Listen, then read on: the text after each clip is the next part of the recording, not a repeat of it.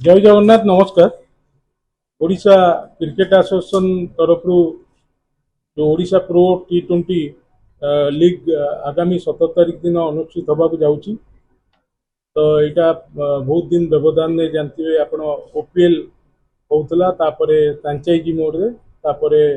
OCL आम करूँ प्रत्येक वर्ष पीसीएम सहित बट यहाँ फ्रांचाइजी मोड रे पुणी फास्ट टाइम पुणी आरंभ करूँ। तो फास्ट एडिशन बहुत शॉर्ट नोटिस भितर आम ऑर्गेनाइज करूँ कारण ये समस्त मैच को स्टार स्पोर्ट्स रे लाइव टेलीकास्ट करा जीवो एवं ओटीटी प्लेटफॉर्म जी की फैन कोड से लाइव करा जीवो। तो तांकर टाइम शेड्यूल और तांकर टेलीकास्ट टाइम शेड्यूल देखिकी ए सब जिन फाइनल हुए। तो आधे सर्वमोट 6टी दल भाग नौ समस्ते समस्त सहित खेलिए और बेस्ट 4 टीम सेमिफाइनाल खेलिए और फाइनाल 26 तारिख अनुष्ठित हो। आमर 17 तारिख टू यहाँ 26 तारिख पर्यंत चलो और दिन में गोटे मैच और दिन 2टार गोटे मैच और संध्या 7टार गोटे मैच अनुष्ठित हम। ओपनिंग सेरिमनी रे आमर ब्रांड एम्बासेडर जी की इरफान पठान ब्रांड एम्बासेडर अच्छा आमर former international player Debasish Mohanty सी अच्छा सी जेहेतु बीसीसीआई रे तांकर कंसाइनमेंट अच्छी सी ऑस्ट्रेलिया टूर रे जाउछंती। तो मोस्ट प्रोबेबली सी अवेलेबल रही परिबेनी किंतु इरफान पठान रहिबे एवं ओपनिंग सेरेमनी आमर जमी बॉलीवुड स्टार आमर लोकल आर्टिस्ट को लेकिन 5टा बेले अनुष्ठित हेबो। प्राय 2 घंटा धरिकी चलो और 7टा बेले संध्या 7टार गोटे मैच जोटा कि भुवनेश्वर टाइगर कटक पैंथर सहित खेल। तो 6टा टीम जो अच्छी 6टा डिस्ट्रिक्ट ना रे अच्छी पुरी टाइटन्स गोटे टीम केउंझर माइनस गोटे टीम भुवनेश्वर टाइगर गोटे टीम कटक पैंथर गोटे टीम संबलपुर ओरियर्स गोटे टीम राउरकेला स्टीलर्स। तो ये 6टी टीम ना नामित करा जाइछि एवं आदि मु सबू मीडिया भाई मानू अनुरोध करी एटा गोटे प्लेटफॉर्म जोटा कि आपण माने जानी थिबे आम ओडिया पिला आईपीएल जो स्थान पाइबा एटा गोटे प्लेटफॉर्म एवं आगामी दिन में आमर बीसीसीआई जो 2020 इवेंट अच्छी से स्टेट टीम यही परफॉर्मेंस ही आमर सिलेक्टर माने सिलेक्ट करेंगे। तो विभिन्न आईपीएल टीम रो सिलेक्टर माने आमको सूचना देइचंती से माने मध्य प्रेजेंट रहिवार संभावना अच्छी।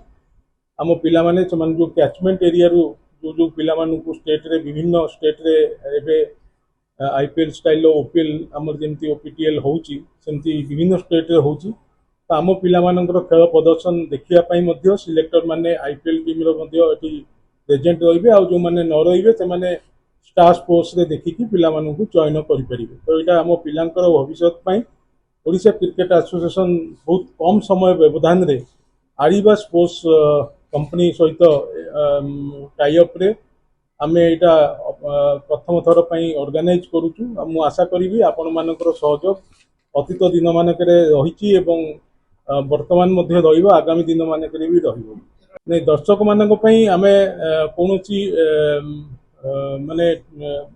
टिकेट रो पैसा देकी टिकेट नै फ्री आमे करिछु सब दर्शक माने आसी देखि परिबे। तो समस्त गैलरी आमे खोलुनु। तो 1 नंबर 3 नंबर एवं 5 नंबर 6 नंबर यही 4टी गैलरी आमे खोलिबु। तो सही गैलरी फुल होला परे पुनी आउ अनदर गैलरी आमे खोलिवार व्यवस्था अछि।